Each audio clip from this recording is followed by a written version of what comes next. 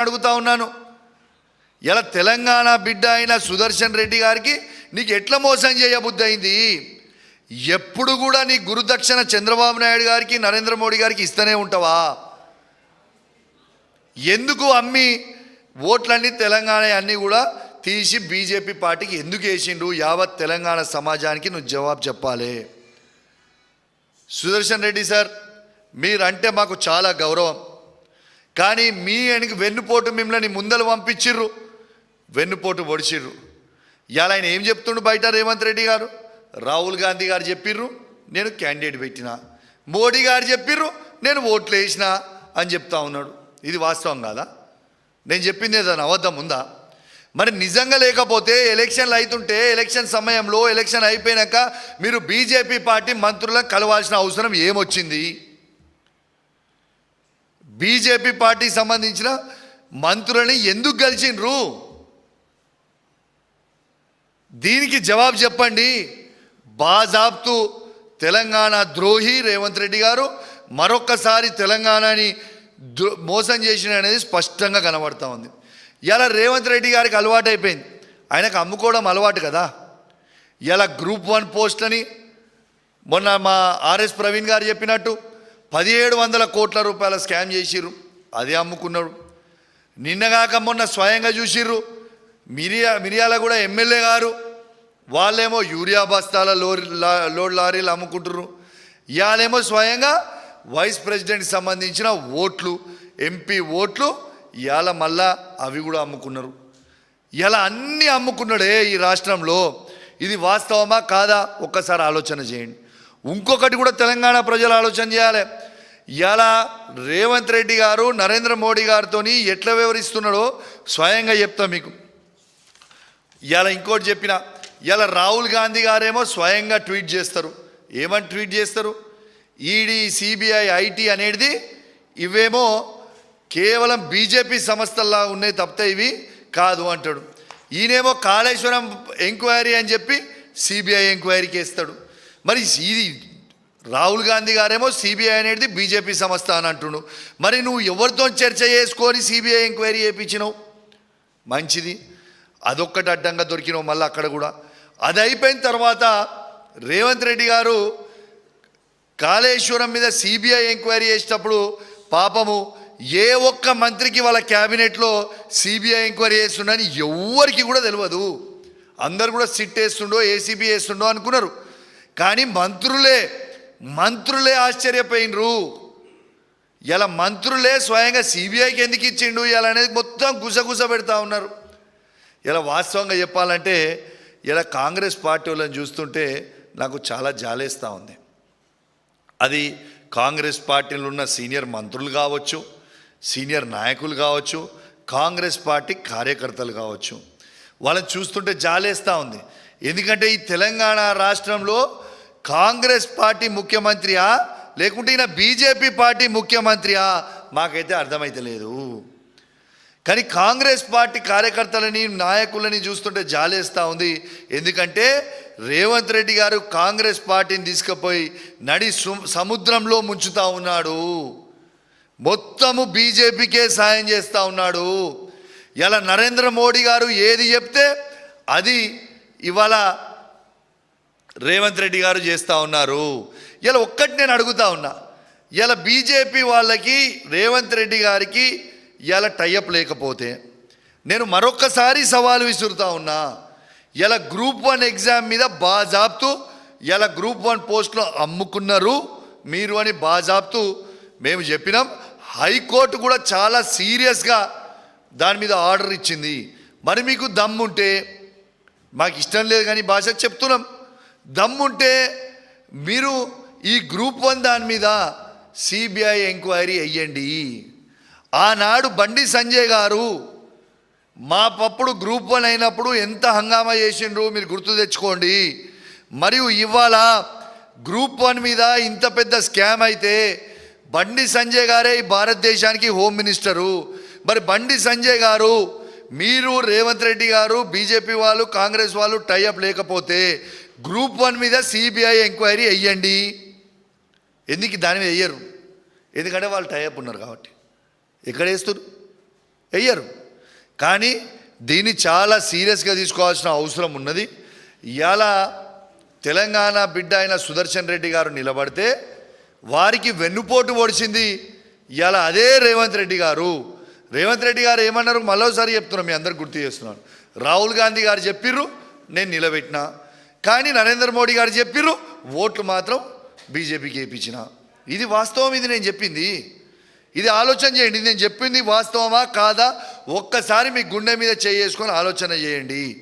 కాంగ్రెస్ కార్యకర్తలకు కూడా చెప్తున్నా, వాళ్ళ ఉన్న నాయకులకు కూడా చెప్తున్నా. ఇవాళ నేను ప్రెస్ మీట్ పెట్టగానే మళ్ళీ మీరు ప్రెస్ మీట్ పెట్టి నన్ను ఇష్టం ఉన్నట్టు తిడితే నాకేం అయ్యేది లేదు, పోయేది లేదు.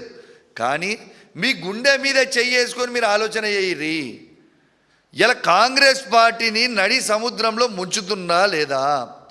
ఇలా ఏ ఒక్క కాంగ్రెస్ పార్టీ జెండా మోసిన కార్యకర్తలకి ఎవరికన్నా ఏదన్నా పోస్టులు ఇస్తుర్రా? మీరు కష్టపడి ఓట్లేస్తే అధికారంకి వచ్చిన కాంగ్రెస్ పార్టీ మరి ఏ ఒక్క కార్యకర్తనన్నా ఏ ఊర్లన్నా పట్టించుకుంటుండా రేవంత్ రెడ్డి గారు? ఇది మీ గుండె మీద చేసుకొని మీరు ఆలోచన చేయండి. నన్ను తిట్టుకొని నాకు ఫరక పడలేదు. కానీ మీరు కూడా వెనుక నేను తిట్టేటి రేవంత్ రెడ్డిని మీరు కూడా గవే తిడుతురు కదా. మీరు బయటికి చెప్పలేకపోతున్నారు, నేను బయటికి చెప్తున్నా. గదే డిఫరెన్స్ కదా నేను చెప్పింది. కాబట్టి ఇవాళ మీకు అందరు కూడా ఆలోచించాలని విజ్ఞప్తి చేస్తూ ఉన్నా. ఇవాళ ఇది చాలా సీరియస్ అయిన అలిగేషన్ ఇది నేను చేసింది. ఇది ఖచ్చితంగా ప్రతి మీడియాలో కవర్ చేయాలి. ఖచ్చితంగా తెలంగాణలో ఉన్న కాంగ్రెస్ పార్టీ ఎంపీలందరూ కూడా బీజేపీ క్యాండిడేట్ అయిన వారికి ఇవాళ ఓట్లు వేసిండ్రు వైస్ ప్రెసిడెంట్ ఎలక్షన్లలో. This is very very clear. So నేను రిక్వెస్ట్ చేస్తున్నా, దీని మీద కూడా ఖచ్చితంగా ఆలోచన చేయాలి. ఇలా ఎట్లావో, ఎందుకంటే దీని మీద ఏ ఎంక్వైరీ ఏమన్నా కూడా వేయరు, ఎందుకంటే దాని మీద ఓటింగ్ కాబట్టి దాని మీద వేయరు. కానీ దీని మీద ఇది చెప్పింది నిజం. మరి జయరాం రమేష్ 315 పక్కా పడ్డే ఓట్లు అంటే మరి ఎలక్షన్ కమిషన్ ఏమో 300 ఓట్లు పడ్డాయని ఎట్లా చెప్తుంది భయ్? ఇది కావాలంటే ఒక్కసారి ఆ వీడియో కూడా ఇంటరంటే మీరు వినండి. ఒకసారి ఎలక్షన్ కమిషన్ చెప్పిన వీడియో మీకు ఒక్కసారి వినిపిస్తా. ఆయన కూడా డిక్లేర్ చేసిన ఓట్లు మీరు అందరు కూడా ఒక్కసారి వినాలని మీ అందరు కూడా విజ్ఞప్తి చేస్తున్నా.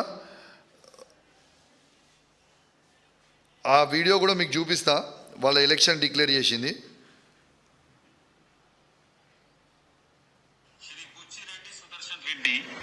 has secured 300 first preference votes and Shri C.P. Radhakrishnan has secured 452 first preference votes. విన్నారు కదా? మళ్ళొక్కసారి వినిపిస్తా, ఒక్కసారి వినండి. Shri Buchi Reddy Sudarshan Reddy has secured 300 first preference votes and Shri C.P. Radhakrishnan has secured 452 first preference votes. విన్నారు కదా ఏం చెప్పింది ఎలక్షన్ కమిషన్? 300 ఓట్స్ పడ్డాయని ఎలక్షన్ కమిషన్ క్లియర్గా డిక్లేర్ చేసిర్రా. మరి జయరాం రమేష్ గారు 315 ఓట్స్ పడ్డాయని జయరాం రమేష్ గారు ట్వీట్ చేసిండ్రు. ఈ 15 ఓట్లు ఎవరు దొంగతనం చేసిర్రు అంటే ఈ 15 ఓట్లల్లో 8 ఓట్లు తెలంగాణ ఎంపీలయే. నేను బల్లా గుద్ది చెప్తున్నా మళ్ళా. ఇవి 8 ఓట్లు, ఈ 15 ఓట్లు దొంగతనం అయిన దాంట్లో 8 ఓట్లు మాత్రం తెలంగాణ ఎంపీలే. అంత ఖచ్చితంగా ఎందుకు చెప్తున్నా అంటే ఇగో మీరే చూడుర్రి, ఇగోర్రి మరొక్కసారి చూపిస్తున్నా, మీరే చూడండి. ముఖ్యమంత్రి గారు తెలంగాణ ఎంపీలందరూ కూడా స్పీకర్ గారిని కలుస్తారు. మరియు మళ్ళొక్కసారి ఇగోండి నితిన్ గడ్కరీ గారిని కలుస్తారు, నిర్మలా సీతారామన్ గారు కలుస్తారు. ఎంపీలందరూ వేరే పార్టీలు ఎవరైనా కలిసిర్రు? అబ్బాయి వీళ్ళు ఉన్న దాంట్లో ఫోటోలు చూపించమని చెప్పారు, వీళ్ళని కలిసిర్రని. ఎందుకు కలిసిర్రు? ఎలక్షన్ అంత సీరియస్గా అవుతుంటే వీళ్ళకి కలవాల్సిన అవసరం ఏమొచ్చింది అంటే అర్థం చేసుకోండి. మళ్ళా తెలంగాణ బిడ్డ అయిన సుదర్శన్ రెడ్డి గారిని బాజాబ్తు రేవంత్ రెడ్డి గారు మోసం చేసింది వాస్తవము. నేను ఇంకోటి కూడా అడుగుతున్నాను రేవంత్ రెడ్డి గారిని, మీరు బీసీల గురించి ఇంత పెద్ద ఎత్తున మాట్లాడుతూ ఉన్నారు, సంతోషం. దానికి మా పార్టీ కూడా మద్దతు చేస్తున్నారని మేము బాజాబ్తు చెప్తున్నాం. మరి వైస్ ప్రెసిడెంట్కి మన బీసీ బిడ్డ అయిన విహెచ్ హనుమంతరావుని ఎందుకు నిలబెట్టలేను? నిలబెట్టేది ఉంటుంది కదా విహెచ్ హనుమంతరావు గారిని. నీకు బీసీల మీద ప్రేమ ఉన్నప్పుడు, బీసీలకి నిజంగా న్యాయం చేయాలనుకుంటున్నప్పుడు ఇలా బీసీ బిడ్డ అయిన మన తెలంగాణ బిడ్డ అయిన విహెచ్ హనుమంతరావును ఎందుకు నిలబెట్టలే? ఆయన కూడా సీనియరే కదా, చాలా సీనియర్ కదా కాంగ్రెస్ పార్టీలో. దాని తర్వాత ఆయన కూడా పెద్ద బీసీ బిడ్డ కదా, ఎందుకు నిలబెట్టలే అంటే తెలంగాణకి ఎప్పుడూ ద్రోహం చేస్తాడు రేవంత్ రెడ్డి. ఇంకోటి చెప్తున్నా, రాజ్యసభ తెలంగాణకి ఈజీగా 100% గెలిచే రాజ్యసభను పక్క రాష్ట్రానికి అమ్ముకుంటారు, పక్క రాష్ట్రానికి అమ్ముకుంటాడు అభిషేక్కి. తెలంగాణ బిడ్డకి ఎందుకు ఇవ్వలే మరి నువ్వు ఆ రోజు పక్కా వచ్చేటోనికి అంటే? ఎందుకంటే ఈయనకు తెలంగాణ మీద ప్రేమనే లేదు. తెలంగాణకు వచ్చేదో రాజ్యసభ సీటు, తెలంగాణ ఎవరైనా వచ్చేది, తెలంగాణలో ఉన్న రాజ్యసభ మాత్రం తెలంగాణ వాళ్ళకి ఇయ్యాడు, పక్క రాష్ట్రం వానికి అమ్ముకుంటాడు. ఇవన్నీ వాస్తవాలా కాదా ఒక్కసారి ఆలోచన చేయండి. మరి ఎలక్ట్రానిక్ మీడియా, ప్రింట్ మీడియా మిత్రుల్ని కూడా నేను దయచేసి కోరుతా ఉన్నాను, ఇది ఖచ్చితంగా మీ అందరు కూడా అద్భుతంగా చూపించాలని నేను మనస్ఫూర్తిగా కోరుకుంటా ఉన్నాను. ఎందుకంటే వైస్ ప్రెసిడెంట్ ఎలక్షన్లో ఈయననే క్యాండిడేట్ని నిలబెడతాడు, మళ్ళీ ఈయననే వెనుక నుంచి పొడుస్తాడు. అంటే రేవంత్ రెడ్డి గారి నీచమైన బుద్ధి అనేది దీని ద్వారా యావత్ తెలంగాణ ప్రజలకి తెలవాలని మీరు దయచేసి మంచిగా చూపించాలని నేను కోరుకుంటూ సెలవు తీసుకుంటా ఉన్నాను. జై తెలంగాణ, జై కేసీఆర్. ఇక వాళ్ళ పర్సనల్ ఫ్రెండ్స్ కాబట్టి వాళ్ళ పేర్లు చెప్తే మంచిగా ఉండదు. ఈ మెటీరియల్ కూడా అంతా వాళ్ళే ఇచ్చిర్రు నాకు. ఈ మెటీరియల్ నువ్వు చూసుకోరా బాబు అని మెటీరియల్ కూడా అందరూ వాళ్ళే ఇచ్చారు ఈ మెటీరియల్ అంతా, లేకపోతే ఈ మెటీరియల్ నాకు ఎక్కడిది వచ్చేది. ఇక వాళ్ళ పేర్లు చెప్తే దోస్తాన్లో ద్రోహం అవుతుంది కాబట్టి రేవంత్ రెడ్డికి ద్రోహం చేసుడు అలవాటు ఉంటుంది కానీ కౌశిక్ రెడ్డికి ద్రోహం చేసుడు అలవాటు ఉండదు. Thank you very much. Electronic media మరొక్కసారి రేవంత్ రెడ్డి గారు అడ్డంగా మరొక్కసారి తెలంగాణ ఎంపీల ఓట్లు అమ్ముకున్నది, అడ్డంగా మరొక్కసారి దొరికిపోయిండు. ఇలా ఓటు నోట్లో ఏ విధంగా అయితే అడ్డంగా రేవంత్ రెడ్డి గారు దొరికినరో అదేవిధంగా ఇవాళ ఈ వైస్ ప్రెసిడెంట్ ఎలక్షన్లో కూడా ఓట్లు కాంగ్రెస్ పార్టీ ఎంపీ ఓట్లన్నీ కూడా బీజేపీ పార్టీకి అమ్ముకుంటూ అడ్డంగా దొరికిపోయిండు. నేను ఉట్టి గాలికి మాట్లాడతలేను, మీకు ప్రూఫ్స్తో సహా ఇప్పుడు మీకు చూపిస్తా. ఒక్క